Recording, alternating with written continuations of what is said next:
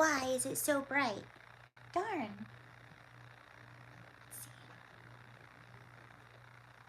It's a strange color. Welcome. A little better.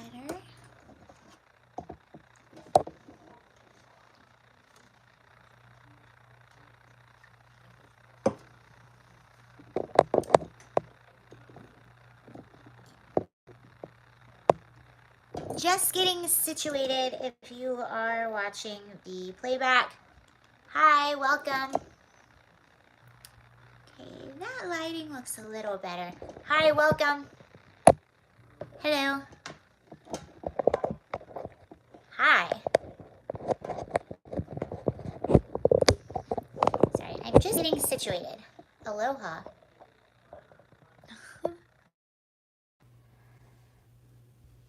Hello, thank you for joining.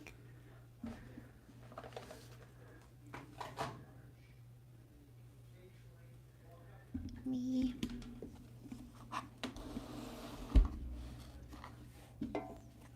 Hi.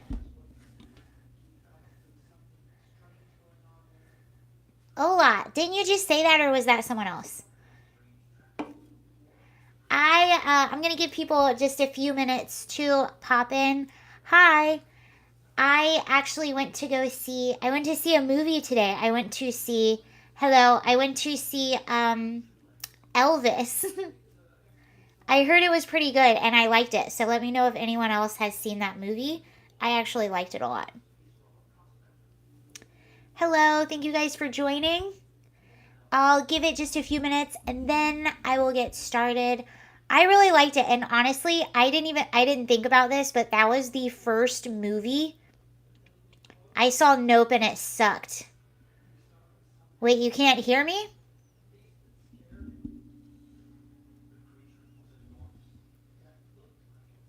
Hello, can everyone hear me okay? I can hear you. Okay. All right, sounds good. Then I'm not going to touch it. You jerk.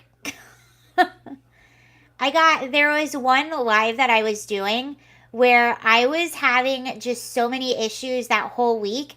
And then I went live and someone was like, I can't hear you. And people were like, you're breaking up. And I just stopped. I was so frustrated. And it wasn't at anyone that was watching, it was just the situation. So I was like, I'm leaving. And I left. Okay, so someone saw Nope. Is that a Jordan Peele?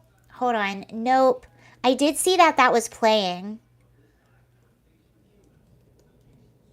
Maybe I should go see that. I didn't even realize this. I used to go to movies all the time. That is the first. Ecuador. Thank you for joining. That was the first movie that I had seen in a movie theater in a very long time. I think since COVID. Since we had our original, like, 2 weeks to slow the spread. And I didn't even realize that. I had just been busy and doing other things. So, yeah, never do anything you wouldn't want to explain to the paramedics. What? Okay. Okay, Nope. Two siblings who run a California horse ranch. Okay, this is what Nope is. Two siblings who run a California horse ranch discover something wonderful and sinister in the skies above while the owner of the adjacent theme park tries to profit from the mysterious otherworldly phenomenon. Okay. So you didn't like it? Oh, yeah, it is Jordan Peele. Nope is about someone offering me green beans. It's pretty short. No, Elvis, it was actually really good. I was thinking, I'm like, it's going to be so cheesy. How is someone going to play Elvis without it coming across as cheesy? And I'm not saying that to make fun. I'm just saying, like, I didn't know how they were going to do that because Elvis is such a specific. I like everything about who he was, whether you like him or not, is iconic in our pop culture. And he's so specific that I was like, somebody playing him it's just going to come across as cheesy. But no, they did a really, really good job. I really liked it. And there was a lot about Elvis that I didn't know, actually. And it was shot well and it was entertaining. All good things when you want to sit in a movie theater. But I didn't realize, so Elvis, I'm sure you're already aware was really influenced by gospel music and R&B music, and was around a lot of black culture when he was sort of learning the world and music. And a lot of people in the entertainment industry, or a lot of people just in general, were uncomfortable with his music, and not necessarily because it was from black culture, but because they saw that as integrating black culture with white culture. I just thought that was pretty crazy. So there's that. But anyway, if you need a recommendation of a good movie, I thought that Elvis was really good and really entertaining. And I almost cried, which I feel really cheesy even admitting. Hi, Danielle. How are you? Okay, so I wanted to go through this piece that was put in the New York Times. Johnny Cash also was influenced by black culture. I think Jerry Lee Lewis was as well. Has anyone ever seen Great Balls of Fire? That makes sense about Johnny Cash, but Jerry Lee Lewis, I think, was really influenced by blues and all of that stuff. People forget about his adoption of black coolness.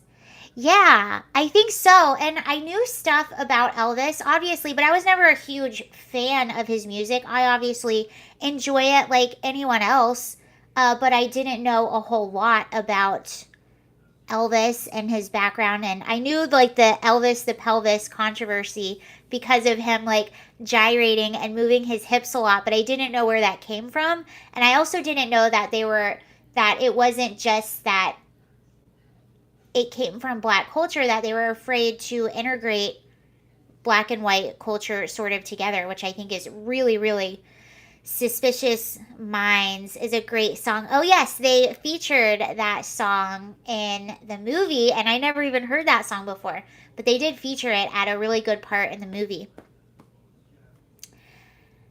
Hi, Harry.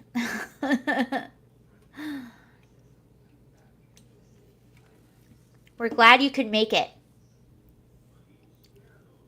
All right, I wanted to go through this article. This is in the New York Times. This was like featured in the New York Times today. And we're just going to have a little bit of fun with this one because it perfectly...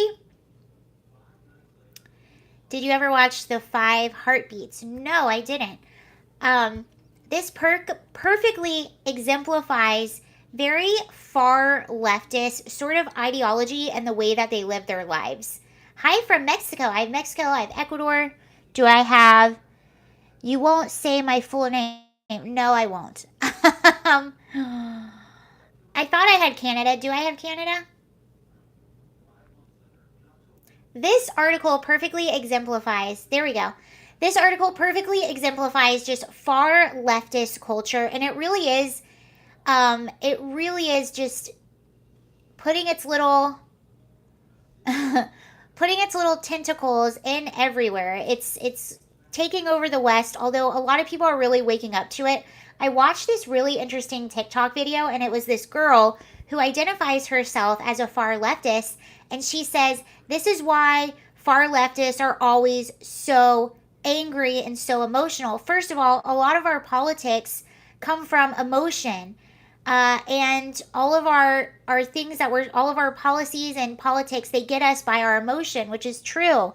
And she also said, which I thought was really interesting, she said, a lot of us are already dealing with mental issues. And then on top of that, we're being told constantly that we have all of these social justice issues that we have to worry about all the time. We always have to have a grievance with everything. And then on top of that, because we consume a lot of this leftist ideology, and this girl is totally calling herself out. And I thought it was pretty smart the way she put it.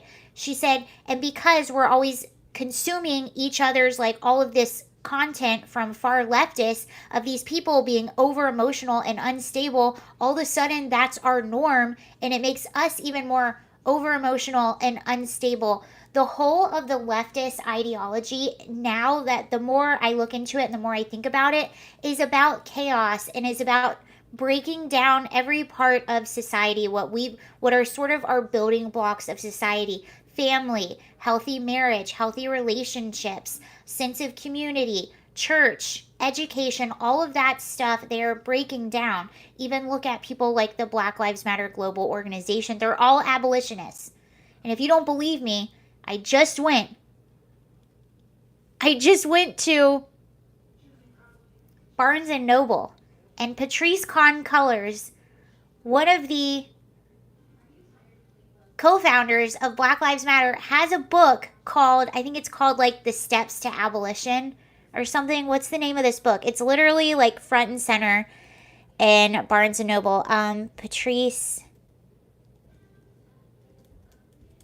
Kahn Colors.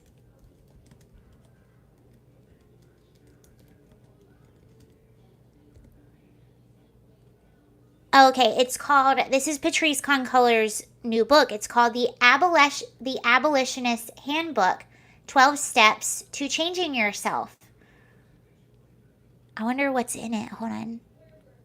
I should have bought this. I thought about buying it, but I was like, I don't want to give her money. I was just curious as to what's in it. Hello? 12, okay, The Abolitionist Handbook.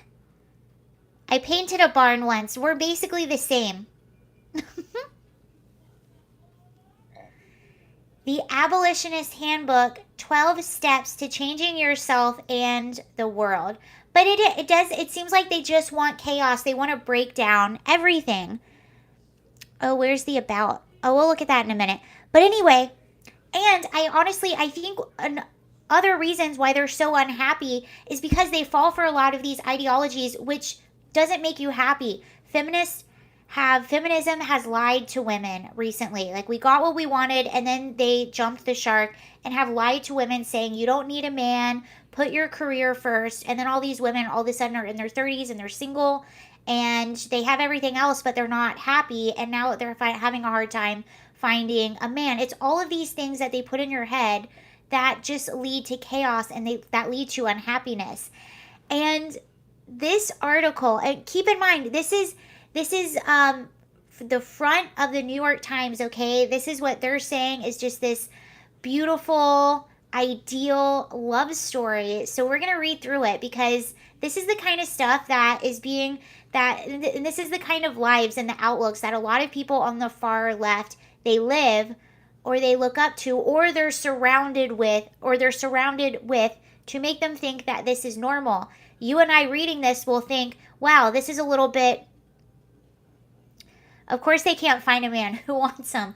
Well, yeah, at that time, it's really sad. I actually used to know this this woman. And very smart, like, she went to law school. She had just made partner at the law firm that she was at, like, really had, made a really good income, owned her own house, had a dog, like, this great career and all of that stuff, all the things that you would want on paper, all of the things that, feminists tell you, put your education first, be the girl boss, shatter glass ceilings. Well, she did all of that. She was, I think, early 30s, already made partner at her law firm, but she was miserable.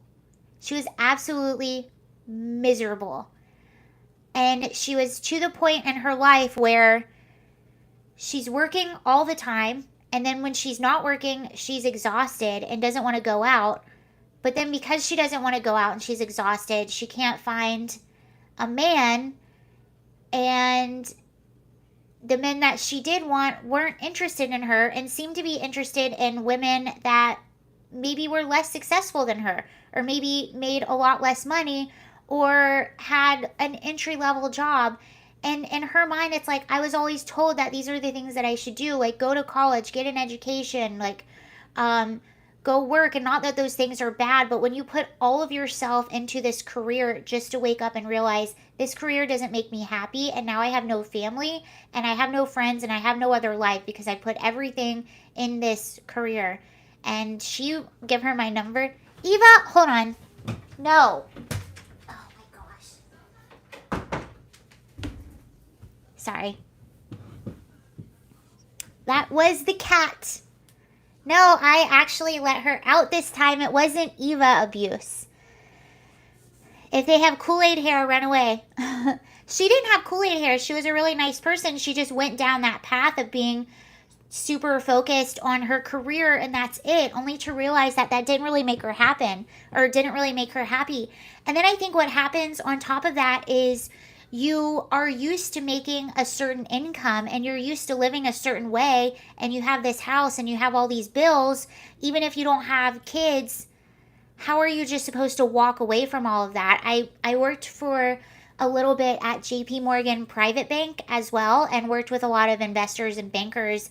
And it was kind of similar with a lot of them. They were pretty unhappy because work just took up their whole lives. And yeah, they made a great income, but they were unhappy. But again, they were at this point in their lives where they had, for them, it was a little bit different. Maybe they had families, or they had houses, or they had a social status. They had all these things, so they couldn't just walk away from that income and try something that was a lot more fulfilling to them. Of course they could, but in their mindset, they can't, because they have all of those things. Yeah, it is funny how it works. Money definitely is not everything. And what fun is having money if you're always working and you can't even spend it, or the only person you have to spend it on is yourself, which, yes, that's fun to spend money on yourself, trust me. But that gets old after a while if the only one you have to spend on it is yourself. Hello. And I have a solo cup. Great. But anyway, this article is a pretty good time, so we're going to go through it together. These are the poster children of activists, leftists. This story is what I really think all of the teachers on Libs of TikTok, this is what I think they want all of their students to become. Hi from Venice, California. I lived in Venice. Okay, so the title of this is called In Apocalyptic Times, Marching Forward Together. While dancing around a bonfire, this is like the perfect love story to them, or like the perfect wedding. While dancing around a bonfire to the rhythm of the drum circle in May, okay, I'm just going to warn you, you can't get, this is just perfect, okay? All of this is perfect. While dancing around a bonfire to the rhythm of a drum circle in May 2013, Melody Christine Dankmeyer, who goes by the name Melody Sage, felt a tingling rush of energy course through her body. It was at that moment when she turned around and caught the sight of Roscoe Kickingstone Saragusa, who goes by Roscoe Kickingstone. The two introduced themselves, but Miss Sage could only manage a short conversation with Mr. Kickingstone before she danced away. I was overwhelmed, she said, describing the sensation as such a strong feeling that I never experienced before. It was love at first sight. Both were camping in Southern Oregon, where they had traveled for a week-long celebration of Beltane, a pagan festival also known as Celtic May Day. So they met dancing around a drum circle, dancing around a campfire, a bonfire, where there was also a drum circle at a pagan festival. That's where they first locked eyes. Hosted by the Radical Fairies, a counterculture group that for decades has maintained rural communities catering to LGBTQ residents. The day after the bonfire, their paths crossed again.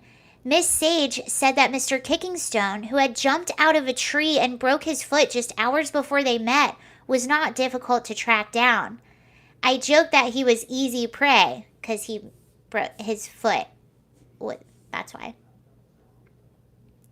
Their second conversation lasted a lot longer. She told him about Their second conversation lasted a lot longer. She told him about her pirate radio show, Chicas Unidas, which featured female guests discussing a range of issues. He talked about his participation in groups including Food Not Bombs, which distributes free vegan and vegetarian meals, and the Occupy movement, born from the 2011 Occupy Wall Street protest in Lower Manhattan.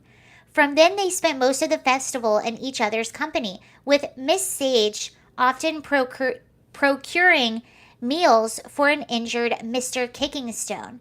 Activism, each learned, was not their only common bond.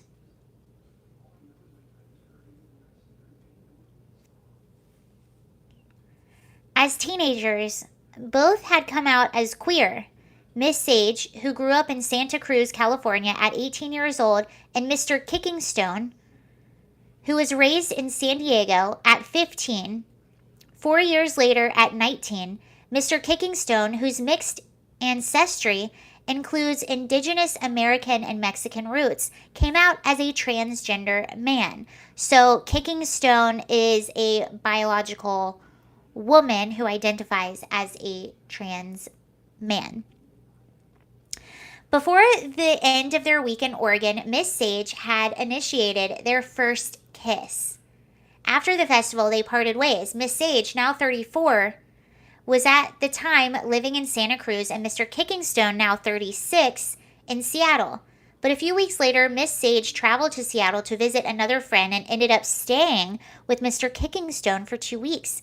On that trip, they sang a lot of karaoke, and she accompanied him to a 30th birthday party for his sister. Drum circles.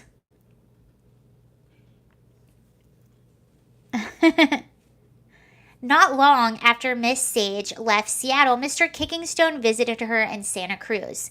In June 2013, while there, they went to the San Francisco Pride celebration, during which they participated in the Trans March supporting the transgender community, an annual event they have since attended regularly. Though they saw other people in the month that followed, the two continued to grow closer, keeping in touch by phone and via text message and visiting one another when they could. We were so much on the same wavelength, spiritually, emotionally, and physically, said Mr. Kickingstone. That December, the pair went to Mexico, where they spent a month backpacking, and by the end of the trip, Mr. Kickingstone was ready to take the next step with Miss Sage. She, however, felt conflicted. I've always been a bit of a love skeptic, Miss Sage said. Very few relationships of people in my life have been long-lasting except for my grandparents. So this is another thing. They look at a lot of people do, and I've actually had friends like this too, that look at traditional marriage and traditional relationships as sort of a thing of the past. So they experiment. Did Mr. Kickingstones get pregnant? I don't know. I don't know if Mr. Kickingstone got pregnant. I guess we're going to find out, though. I don't think they mentioned that in here. This sounds like a hippie version of 500 Days of Summer. It's getting to that, isn't it? In February of 2014, Miss Sage, a graduate of Mills College in Oakland, California, moved back to the city to attend a manicuring program at the International College of Cosmetology. When Mr. Kickingstone broached the subject of moving there himself, she was at first skittish, telling him she didn't want to be the only reason for his move. He assured her she wasn't. I wanted to be around more people of color and radical queer people, Mr. Kickingstone recalled telling Miss Sage. So he wanted to move there for her, and he also wanted to move there to be around more people of color and radical queer people. In April, he moved to Oakland into a house with 9 roommates. One of them was Miss Sage, who found out he was moving in when other housemates told her Mr. Kickingstone was their preferred candidate. He applied for the room via Craigslist, not knowing it was the house where she lived. 3 months later, ahead of construction of the property, Mr. Kickingstone moved out and into another house. This is very entangled. So he moved to her area and ended up. Could you imagine being a roommate with 9 people and you're not in college?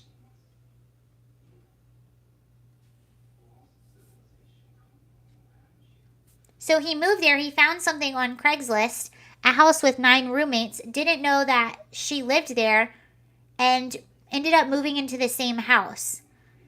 Once living in the same city, he and Miss Sage decided to stop seeing other people. So they were still seeing other people this whole time. They remained monogamous for the next year and a half before opening up their relationship again in October 2015. Their period of monogamy was a way for the two, who had been both previously in polyamorous relationships, to establish trust. Whoa. Okay. They remained. Oh, okay. So the period of monogamy was a way for them to establish trust so that they could open up their relationship again. As someone who's really flirtatious and had hurt people in the past, I didn't want to hurt him as I loved him so much, said Mrs. Sage. Said Miss Sage. This is what I can't wrap my head around. I know this just sounds very busy to me. I don't know how they had the time to do all of this. Something that I can't wrap my head around is I in my opinion, I don't care what other people do. Do what you want. I'm not saying I'm against things. I just don't see how having a polyamorous relationship is healthy on any level. Any level. Too complicated. But there is a lot of people like this, and this is a lot of the leftist ideology, is breaking down norms, doing things unconventionally. I lost when Kicking Stones kicked himself out.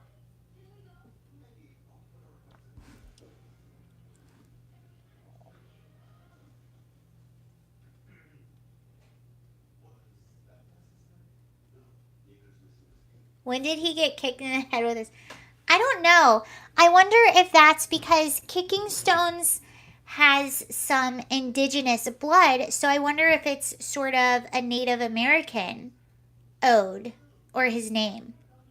I don't know. Okay. As their romance developed, you guys keep in mind their romance was developing when they were seeing other people and deciding to open up their relationship. As their romance developed, though, Mr. Kickingstone became more convinced that what they had found was worth celebrating. So we have to build our own families often because our own don't accept us or are just not emotionally available to be the support that we need. I've always wanted a primary partner to maybe build a family with, even though I don't agree with the whole marriage system, and Melody is my person. But when he shared his thoughts about their future with Miss Sage after her 30th birthday in 2018, she balked. Throwing herself a party that year had been overwhelming enough. Bring it up in another 2 or 3 years, she recalled telling him. See, this doesn't sound healthy at all. But when she shared his thoughts about their future with Miss Sage after her 30th birthday, so she was so emotionally, so her excuse is that she was so emotionally tired from the 30th birthday party that she needed at least 2 more years to think about this.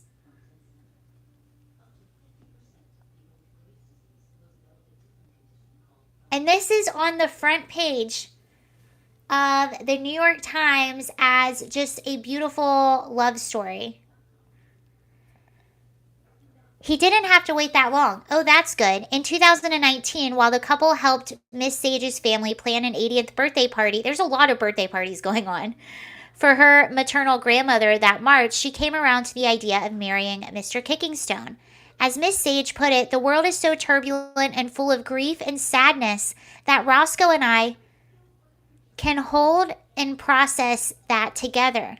but also have so much joy together and laugh every day and be able to grow together and make space for each other is really special. 2 months later, in May 2019, Mr. Kickingstone proposed while the two were on vacation in Hawaii. I'm thinking about an engagement, he said, that presenting Miss Sage with a ring is a part of a traditional proposal that was important to him. To have found love and made it into our 30s is kind of a big deal, Mr. Kickingstone said. So many trans people don't make it that far. People outside the queer community don't really understand the daily struggle to live in this world that is actively trying to kill you and take your rights away. Oh, see, I just go back to... I completely go back to that TikTok of the girl on the left who was like, we're always so stressed out because everyone's trying to get out our emotions. We allow people to manipulate our emotions. We're constantly finding grievances and everything. Look at how Mr. Kickingstone thinks. People don't really understand the daily struggle to live in this world that is actively trying to kill you and take your rights away. So imagine waking up every day and thinking that the whole world is actively trying to take your rights away and off you. After some initial delays caused by the pandemic, they began to plan a wedding, or celebration of love, as they called it. At first, the event was only going to be a symbolic union, but as it neared, the couple decided to incorporate a legal ceremony for purely practical reasons. So Miss Sage became entitled to the health benefits offered by Mr. Kickingstone's job, and so she could make his doctor's appointments for him. On June 18th, the couple held a symbolic ceremony at Fern Cottage on the grounds of the Kennedy Grove Regional Recreation Center in El Sobrante, California, led by a friend. It included blessings with crystals and the pagan ritual of invoking the four elements: earth, air, fire, and water. Okay, so they made it legal for basically insurance purposes so that Miss Sage could get insurance benefits from Mr. Kickingstone's job, and so she could make his appointments for him. And it was the ceremony was a ritual of crystals and a pagan ritual. That sounds so romantic. New York Times, people.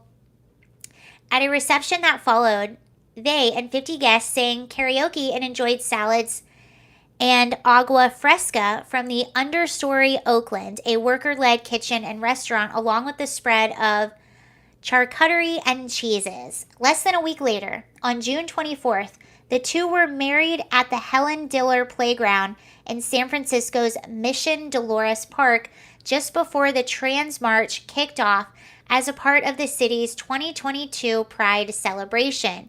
Annie Rose London, a friend of the couple and a Universal Life minister, officiated. Both Mr. Kickingstone and Miss Sage wore white denim vests customized with gold studs, rhinestones, and rainbow color patterns on the back. He paired his with a fedora and matching white jeans. She paired hers with a white bathing suit and pink tulle skirt, pink knee socks, and platform sneakers and a veil. Beautiful! Ahead of the ceremony, Miss London acknowledged the indigenous Ohlone people, the first inhabitants of the land now known as the Bay Area, before reminding the roughly 50 friends that the couple in attendance of the reason they had gathered that day, so that Miss Sage... What? Let me read this again.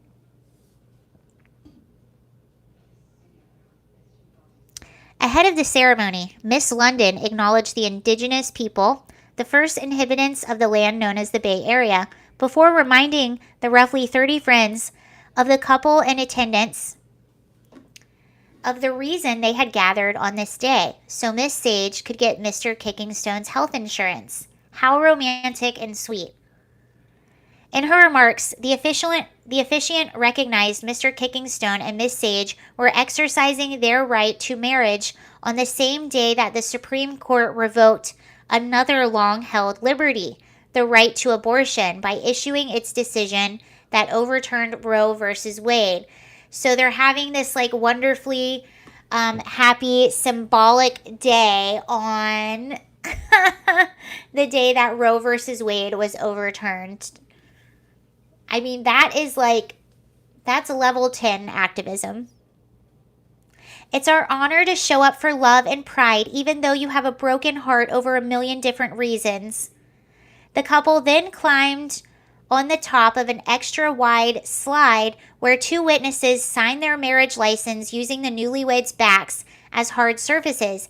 Mr. Kickingstone and Miss Sage then slid down as their friends waved ribbon wands on either side of them.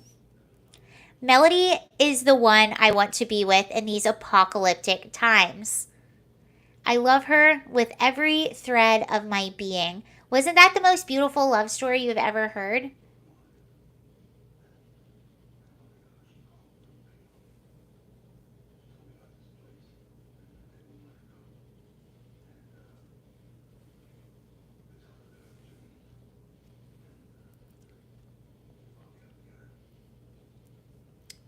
And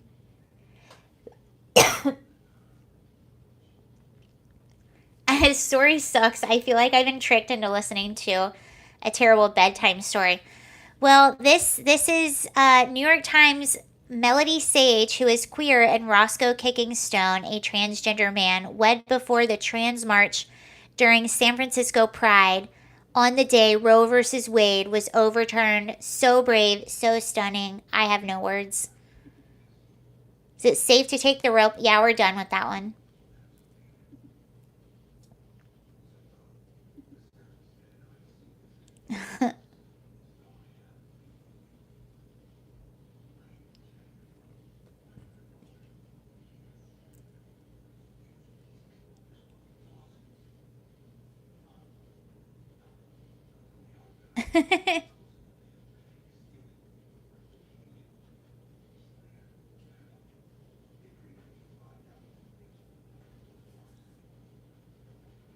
Eva fans. Well, Eva left the building, so she's not even here. She left at the start of the stream. I don't need to eat my Fruit Loops cereal now. Well, good. It's too late for your Fruit Loops anyway.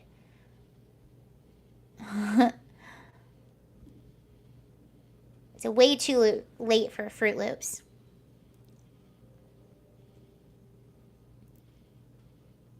So can you repeat? Yes, I will be rereading the whole story.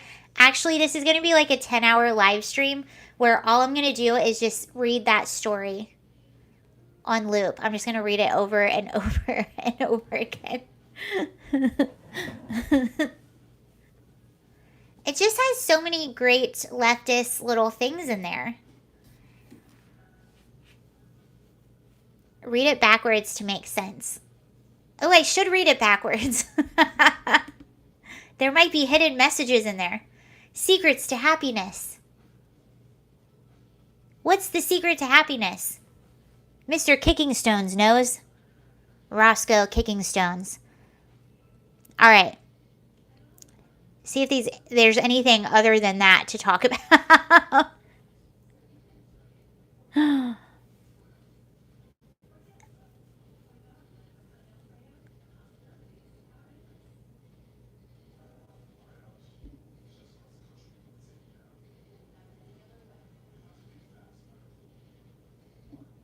Roscoe gets man. Ooh! I don't know if. Just kidding. I'm not gonna. Nope. Nope, nope, nope.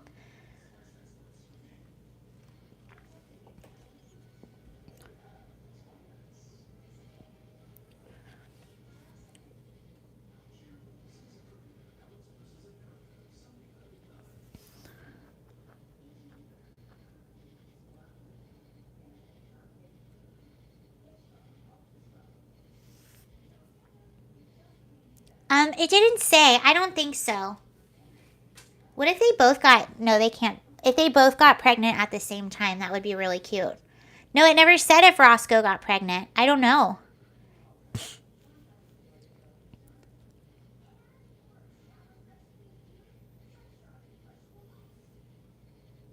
That's their love of money and hatred of America. Well, that's what I don't know if you remember, but this whole thing about leftists always having a grievance about everything. No, they do. And that's all they talk about is, how much, well, it's not all they talk about, but they talk about, did they get monkeypox? That's been in the news a lot today. Well, they talk often about how terrible the United States is and how America is inherently racist and we're all inherently bad and stuff like that. What I think is funny is I think about Gavin Newsom sometimes, where I really do think like he's sort of, they don't have anyone on the left that is charismatic. Like, who are they going to have on the ticket in 2024? They don't have anyone. Kamala Harris is unlikable. But Gavin Newsom, he's younger. He has a lot of energy. He's good looking. I don't think Michelle's going to run, but I could see her being a good option just because they don't have anything. Yeah, I'm thinking they're going to maybe try with Newsom. But this is what's so funny, because leftists all the time will say, America's bad. They always talk about the white male, the privileged white male. That's everything that's wrong with America. But then look who they vote for. Well, first of all, we have Joe Biden. That family is the epitome of privilege. And now, who I'm thinking as of now, if they're going to have one person to get behind, I could see them getting behind Gavin Newsom. And Hillary might go again. Yeah, that's true. She might go again. But even still, I don't think she has the likability. A lot of people that didn't like Trump also hated her. There's a lot of Democrats that hate Hillary Clinton too. And they think she's just a criminal, quite frankly. But I think they're going to, I don't know. Right now I'm thinking Gavin Newsom. But what's really funny is I think about here in California too. And they are always talking about white privilege. They're always talking about the white male and how everything is wrong. Look at who they vote for. And look at Gavin Newsom. Is he not the epitome? If you subscribe to the idea of white privilege, is he not the epitome of that? Or just privilege in general? Is Gavin Newsom not the epitome of privilege? I don't think he's ever had a real job in his life. He's had every single scandal you can think of. He's ruined the state of California. And that's who they're probably going to get behind. And people that are just on the far left are so not very smart, to put it nicely. I don't know if you guys remember this, but Larry Elder, during the recall Gavin Newsom election, Larry Elder was running against Gavin Newsom. So basically how that went is there was a question on the ballot, and it was, do you want to recall Gavin Newsom, yes or no?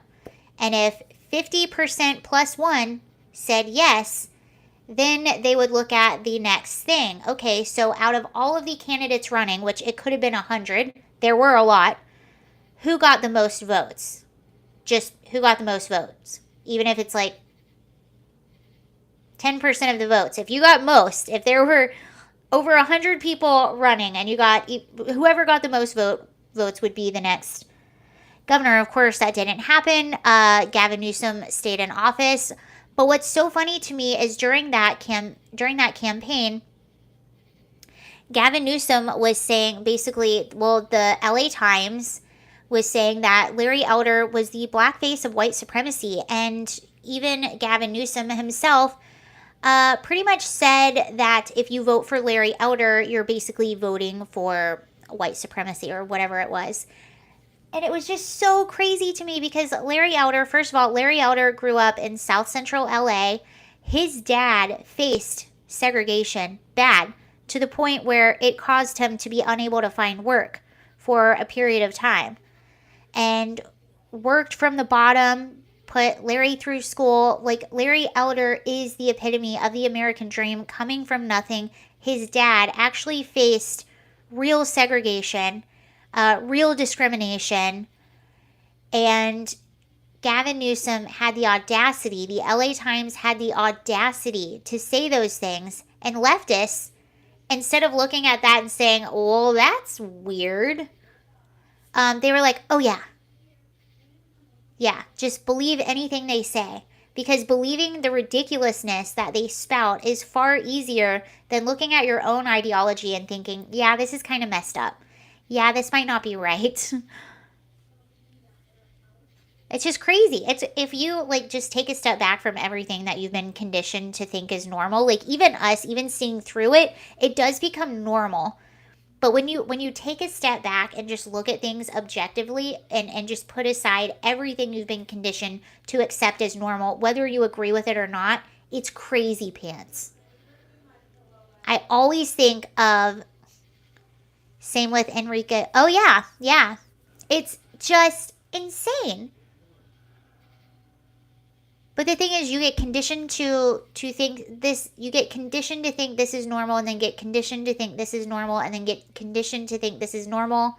And all of a sudden, you have fiery but peaceful protest. And that's where you end up. And that's totally normal.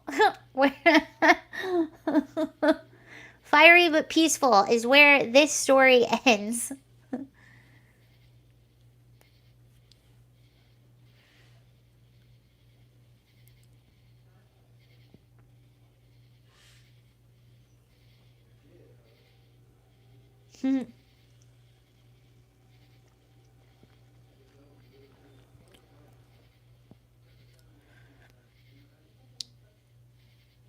Speaking of leftists, hold on here. Let's look through libs of TikTok. This is a mom. I'm not a Another helpful question. Kids have to go to the pediatrician a certain number of times for the first few years of their life. It's to make sure they get fully vaccinated, are growing on time, development is as it needs to be, yada, yada, yada. At the 3-year checkup, they ask a question to see if the children know the difference. So the pediatrician looked at Bug, and she said, are you a boy or a girl? Bug looked her in the eye and said, I'm a girl. The doctor kind of looked at me, and I was like, all right, never heard about it before, but whatever. And ever since that day, she has told us that she's a girl. A little under a year ago, she started correcting us on her pronouns. I'm not a...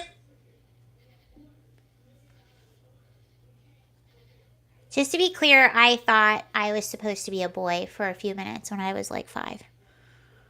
I'm definitely not a boy.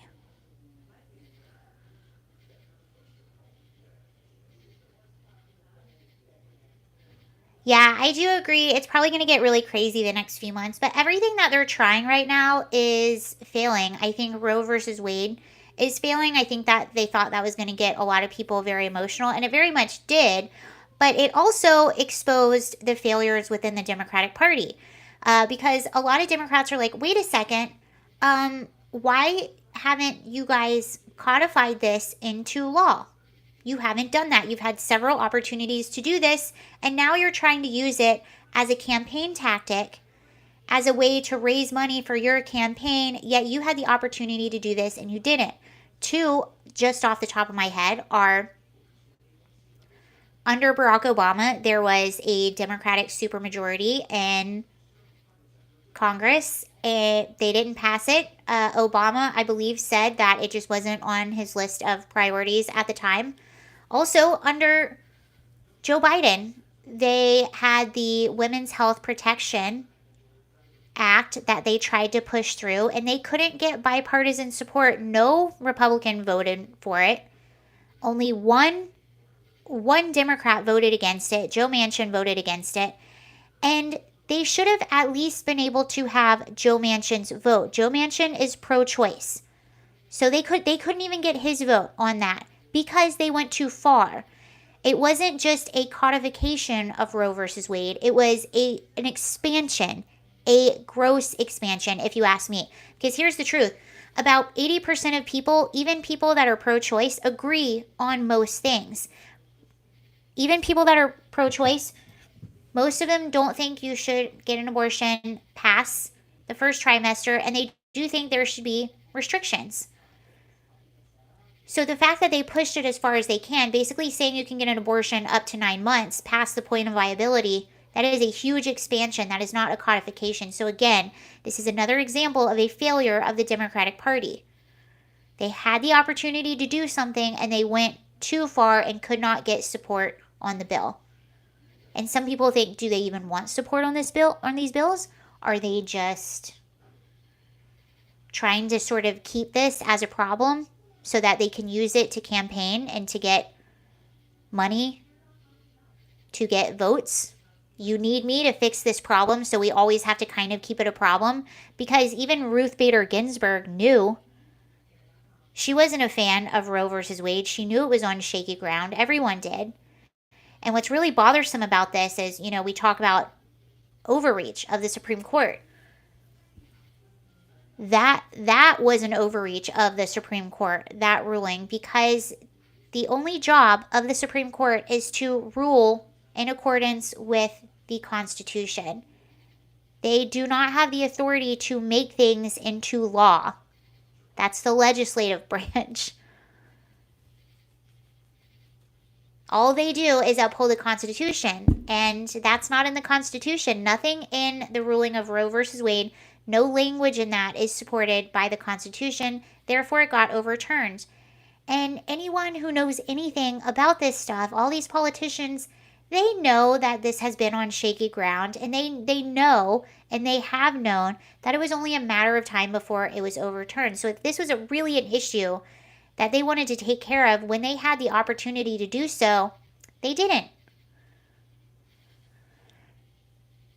So when you can't even get a Democrat who is pro-choice to vote on your bill, that's not good.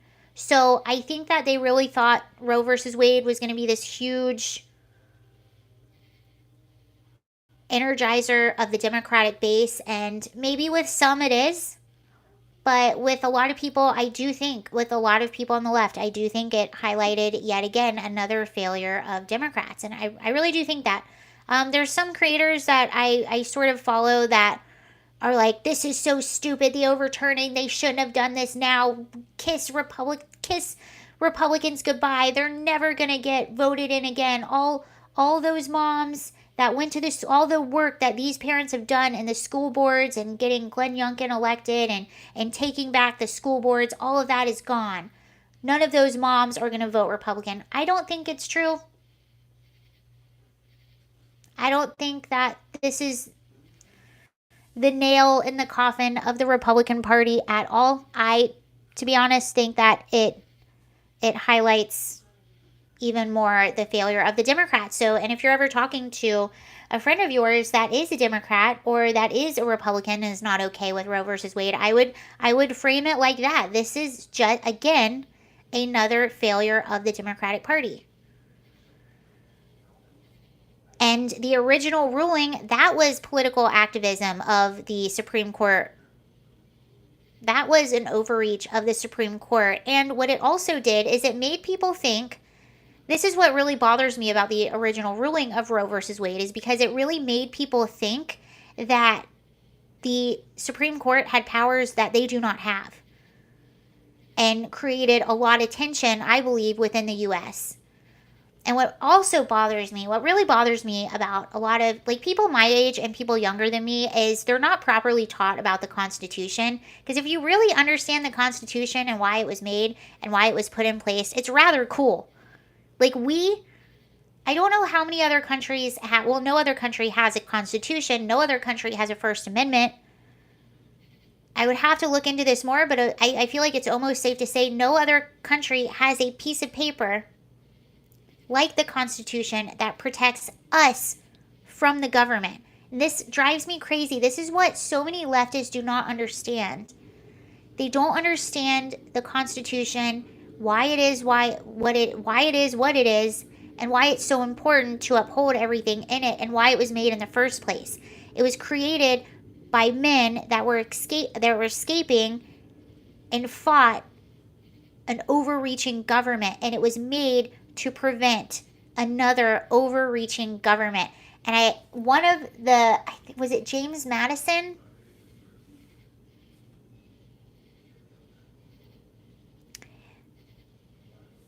Let me see if I can figure this out.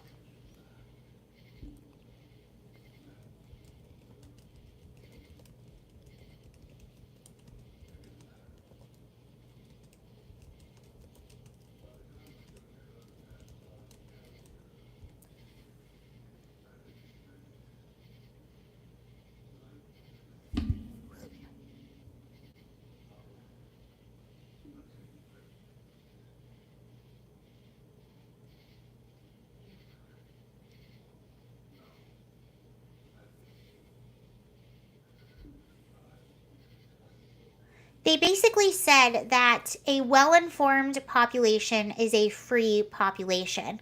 The minute we become so ill informed that we allow the government to strip away those rights that are in the Constitution, that's when we will no longer be free. So, in order to keep that freedom, the population has to stay informed. They have to understand the Constitution and why it was there.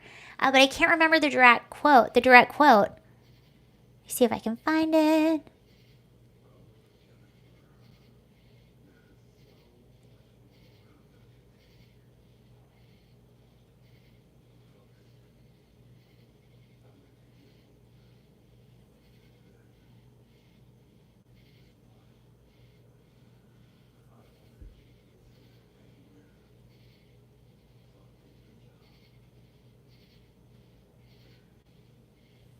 Here's a few of his quotes. A well regulated militia being necessary to the security of a free state, the right of the people to keep and bear arms shall not be infringed.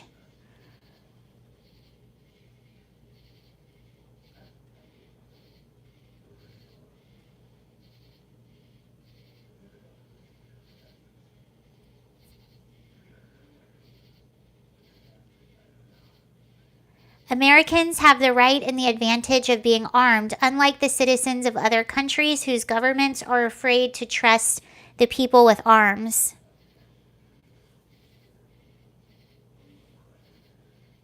The Constitution preserves the advantage of being armed, which Americans possess over other people in almost every other nation where the governments are afraid to trust the people with arms. I just read that. I can't find this awesome quote.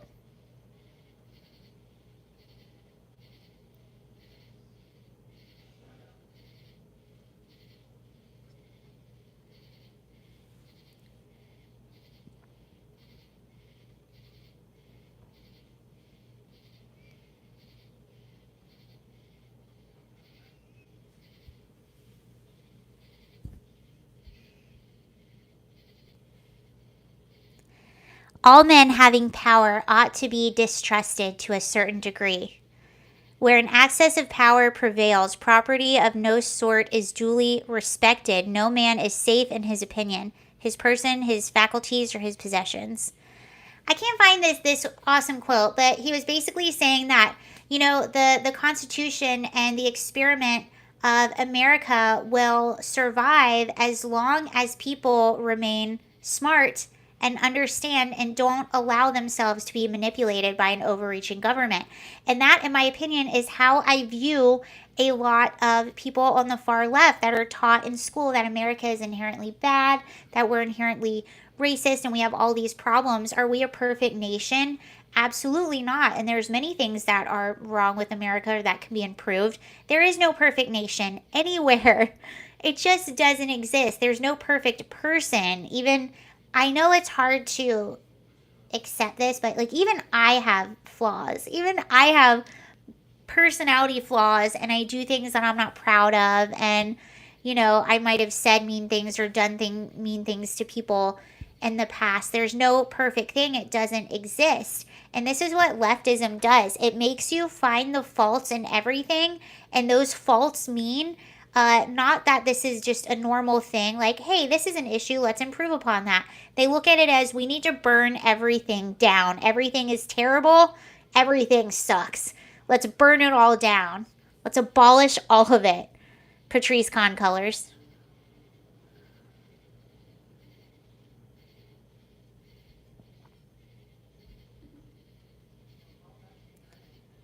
And it's so funny because their beliefs sort of contradict themselves. And I think that's another thing that makes them so unhappy because they have all these belief systems that contradict themselves. They say America is such a terrible, awful country. It's so bad. And then they advocate for open borders. And it's like, why do you want people to come here so bad if it's so awful and they're going to be mistreated?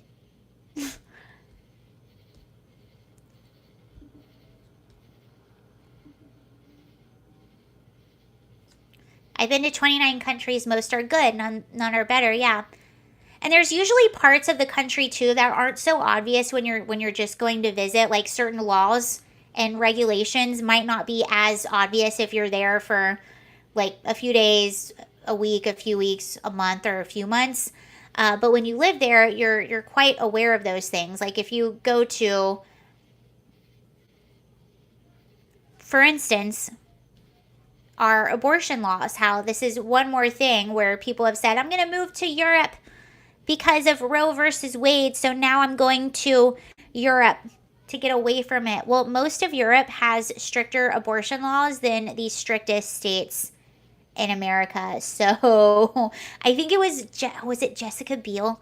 I don't know. It was some celebrity that posted a picture saying that they were going to go to Paris and escape because America is so awful that they just overturned Roe versus Wade. By the way, these individuals lived in California.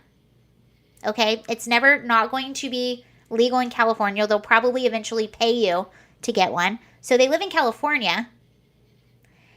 And then they're okay, so and then they're going to go to Paris, which actually has stricter abortion laws than like all of the red states.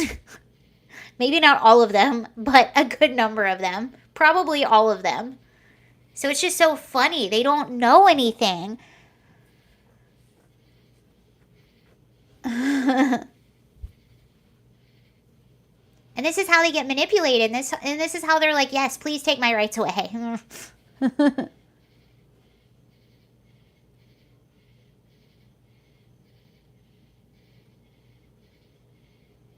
Oh, okay. Wait, I have something interesting for you. I have CNN.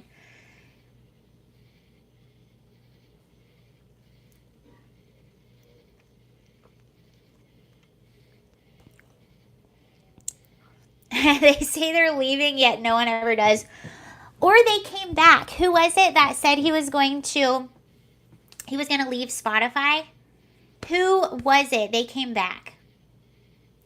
They were going to leave Spotify over Joe Rogan. They were mad at Joe Rogan. Which, by the way, now they're calling Joe Rogan an undercover conservative. How funny is that?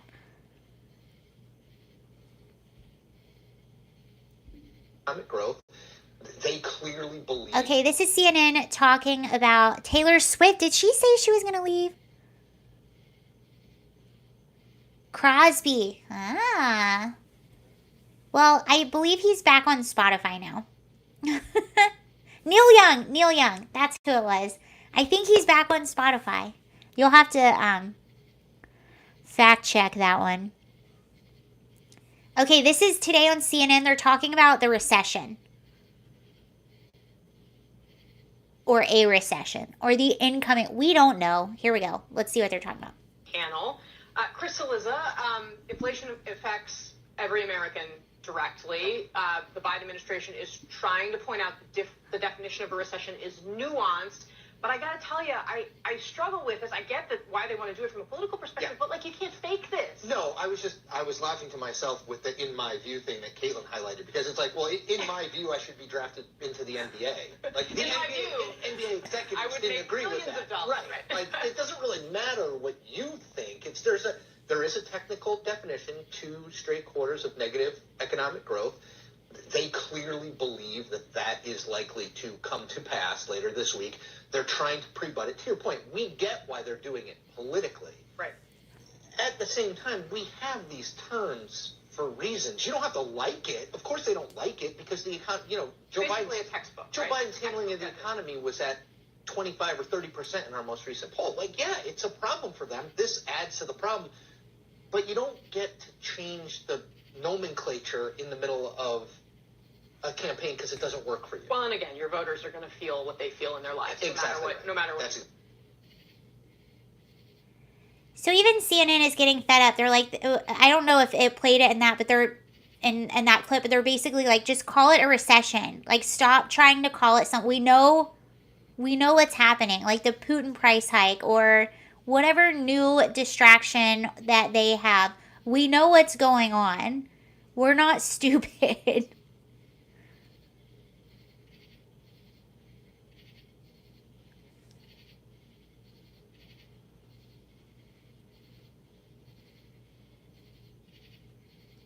What does it say about Joe? I honestly, no, I think you had a point there. I think, like, nowadays, anyone that just tells the truth or that questions whatever the mainstream approved narrative is, you are going to get labeled right wing. And that's what, it's so funny. I feel like Gavin Newsom and Justin Trudeau should be like best buddies, because they also have the same, they have like the same playbook with all the same words in them. And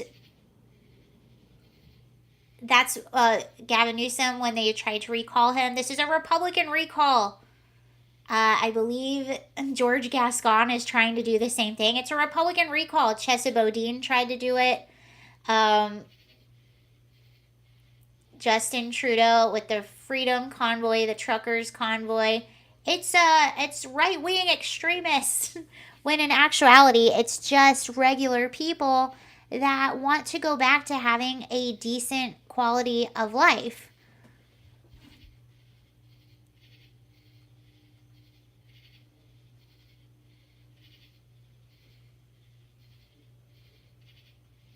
Store my money in my wheelbarrow.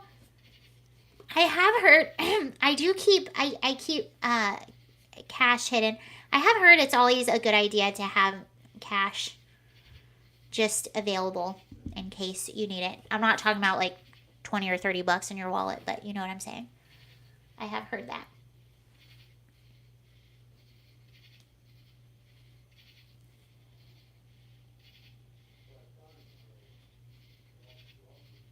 Okay, I don't have that article to read for you again, but I do have something else. So I'm going to play this for you. So this TikToker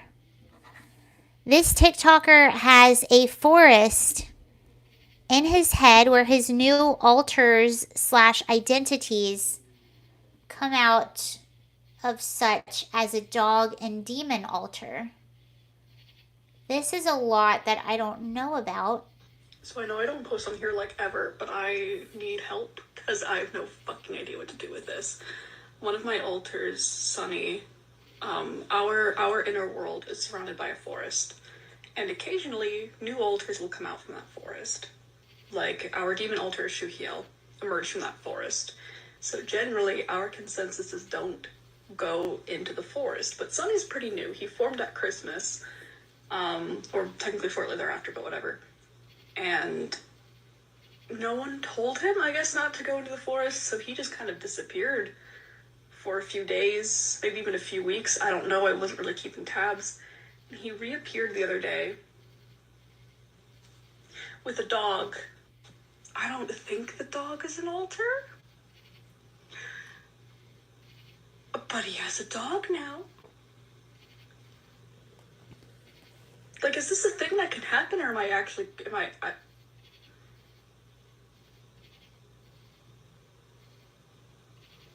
I've got too much on my plate to, like, actually try and delve into this and, like, meditate on it and try to contact my altars and, you know, ask everyone about it.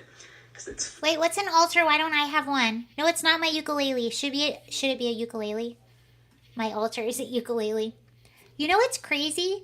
I was talking to this kid that I know. He's in high school, and he was telling me that, by the way, this is just random Virginia, right? You have 2 dogs. Well, so he was telling me that kids in his high school, they wear like furry ears, you know, like dog and cat ears, and they'll walk down the hallways and they'll like meow and bark at each other. Not everyone, but there's like a group of high school students that do this. And I was like, wait, what? They just walk down the hallway and they meow and bark at each other and they wear these things? And he's like, yeah. And I was like, do the teachers like allow this or whatever? And he was like, well, they can't really do anything. I was like, yeah, I guess you're right. I'm just like, I'm thinking in my head, I know what that is. That typically that used to be, or it was sort of like a sexual fetish thing. They call it furries. And now like kids are wearing these things and pretending like they're dogs and cats. Yeah, it's a gateway to furrydom, to me it's a sexual fetish thing, am I right? And kids are just doing this in the hallway. I'm so confused. If I found my kid doing it, he'd sleep in a cage for a while. I'm just confused. But I've actually heard about this online about kids like meowing and stuff or wearing ears. But that was the first time I'd actually heard someone, and I call it real life, not online life, in real life say, oh yeah, I walked down the hallway and kids are doing it. It's so strange to me.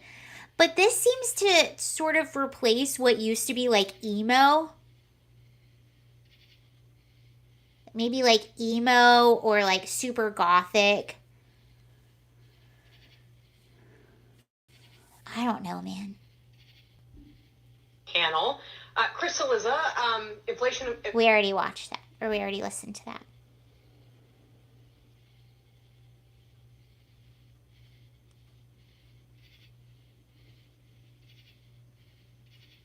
Fine, you want to be a cat? You're eating cat food for dinner.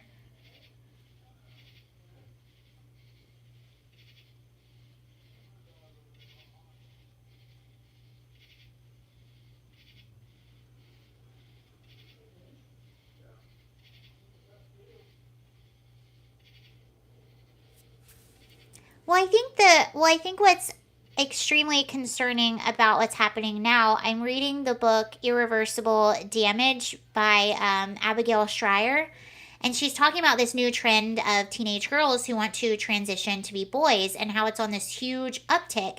And it appears to be more of a social contagion and not so much gender dysphoria. Do some people actually have gender dysphoria? Absolutely. And should they be able to live whatever? Absolutely. There are people that have gender dysphoria. There's also an alarming increase of especially teenage girls that want to transition to be boys.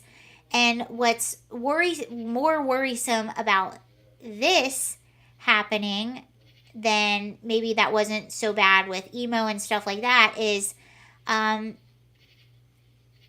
it's being sort of supported by adults, and they're being sold these medical procedures that have everlasting effects. That's why she calls her book Irreversible Damage.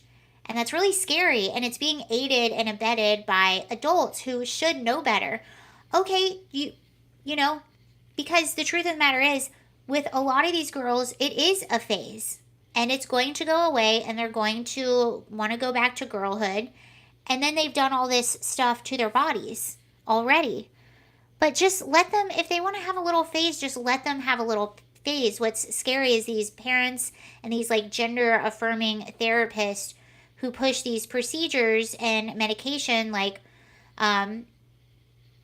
puberty blockers, hormone suppressants, all that stuff to kids. And that's the part that's a little different than the emo phase. It's sick and it's going to hurt a lot of kids. Oh yeah, for sure. It already has hurt a lot of kids. Why would you take a young, healthy person and do some of these surgeries to them where it messes them up?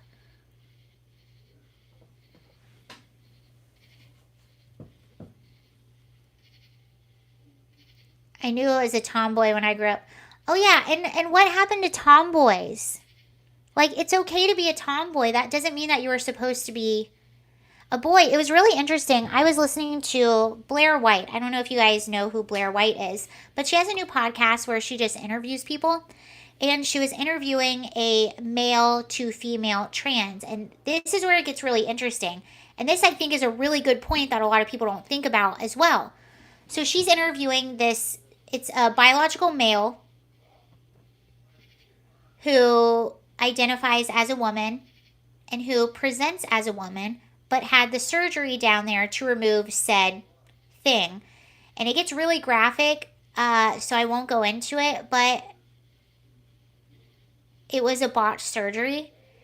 And this individual said, you know, if I would have known, like, I didn't have to get the surgery. I can still dress how I want to dress, and I can be an effeminate male. I did not have to get this surgery, and I miss my member. I wish I never got rid of it. I would still present as a woman. I would have just kept it. I didn't have to go full. And that was kind of sad to me too, because now this person has all these health issues and all these issues down there that they wouldn't have really had. And you can dress, I mean, it's not my cup of tea, but I'm not their cup of tea either. You can, yeah, I mean, that was a really good interview. I'd seen that interview. It was really good.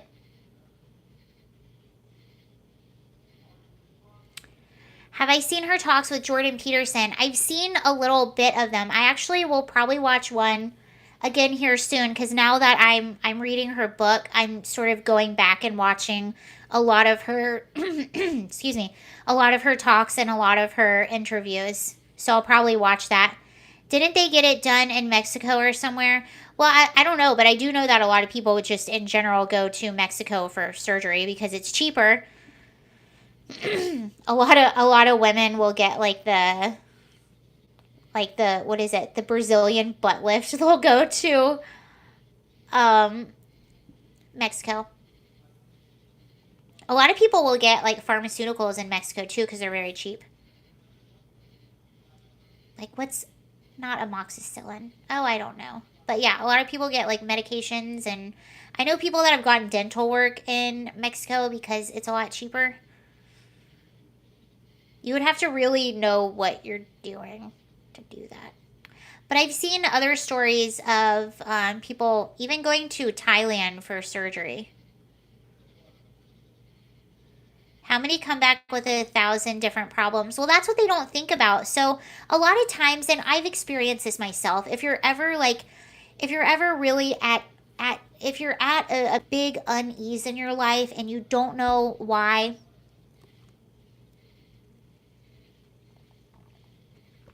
if you're ever just in like a huge rut in your life, or if you're at a huge unease, what you will do in your head is you'll think, well, if I just had this one thing, everything's going to be perfect. If I just had this one job, it's all going to be okay. If I just had this much money, it's all going to be okay. If I was just this much skinnier, everything's going to be okay. If I just had this, if I just had that, if I just had this car, this house, everything's going to be okay. It's like, it's almost the grass is always greener complex. But then you get that thing and you realize, I'm still at an unease in here. It didn't fix. It gave me a momentary high. It gave me momentary gratitude. I like my new thing. But now the dust has settled and I'm still with myself. Like, you have to fix what's going on in here before you fix everything on the outside. There are some times where, yeah, it's an outside thing.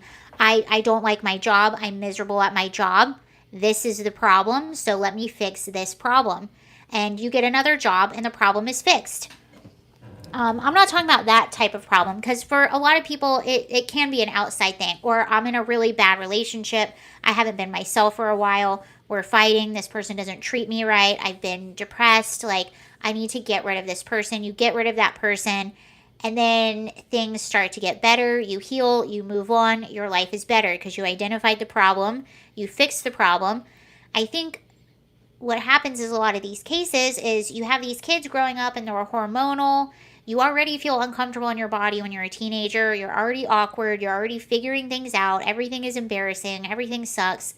And you think to yourself, it gets put in your head when you're going on the internet, when you're talking to your friends, it gets put in your head, oh, the problem is, I know what it is. The problem is, I'm in the wrong body. I'm supposed to be a boy.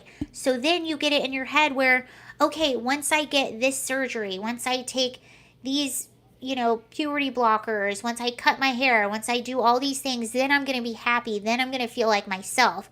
And then what happens is you do all of these things. Maybe at first you get a little bit of a rush. I don't know. But then the dust settles and you're like, wow, I'm still unhappy.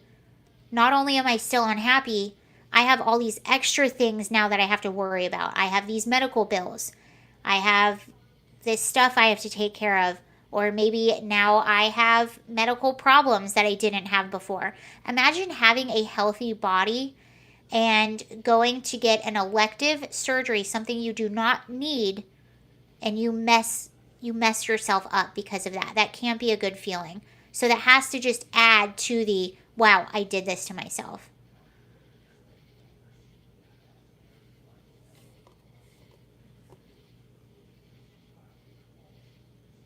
And these surgeries, like if you go all the way through like all of these surgeries, like if you listen to Blair White or the people that she has on or anyone, they'll go through how expensive these surgeries are. They are not cheap. Imagine we sit here and talk about how expensive college is. Like all of these leftists will sit there and talk about how expensive it is to go to college and how we should forgive student loan debt and all of these things, yet they're advocating for kids to go down a path that's like $70,000 to $100,000 at the end of the day when you do all of these surgeries, all of these medications. Very expensive.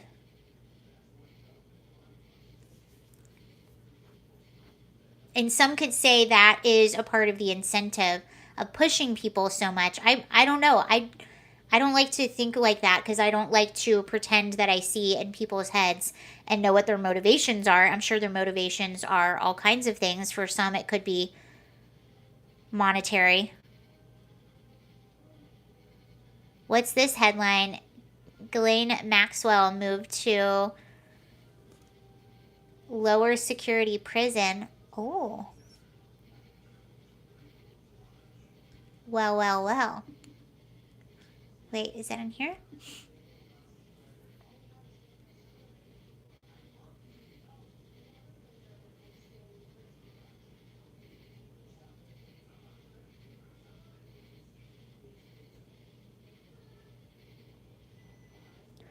Mostly disturbed mental patients. Huh.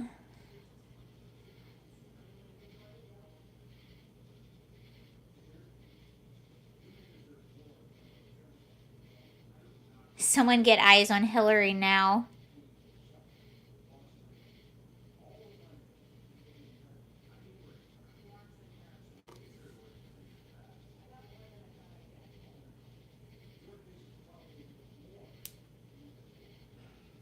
Why do super rich people like her and Martha Stewart always get the best prisons?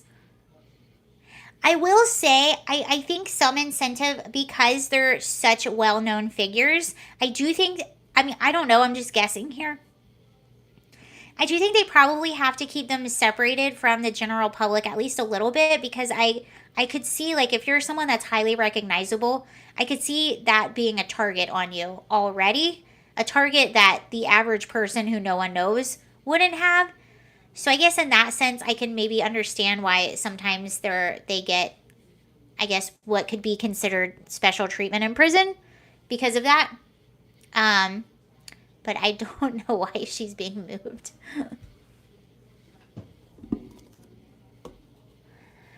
Oh, whoop, sorry. All right, you guys, thank you so much for watching. I'm going to be live again tomorrow night, probably. Let's have the names on her list. Exactly. I'm like, okay, so who did she help traffic to? No one?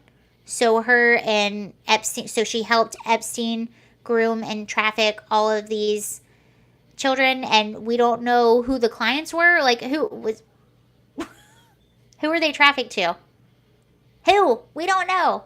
Anyway, all right. Thank you so much, you guys.